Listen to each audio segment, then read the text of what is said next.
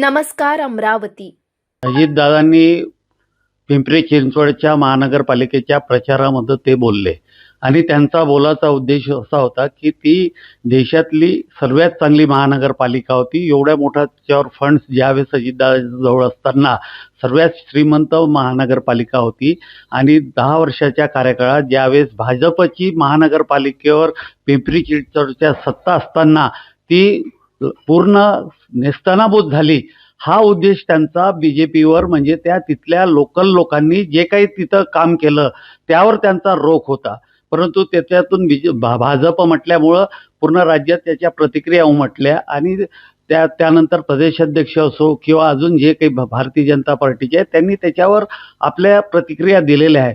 परंतु ज्यांची लायकी नाही अशा त्या माजी खासदार नवनीत राणा अजितदादावर आरोप करून आल्या. अजितदादामुळं त्यांना खऱ्या अर्थानं लोकसभा पाहायला मिळाली. अजितदादा नसते तर त्यांना लोकसभा सुद्धा पाहायला मिळाली नसती.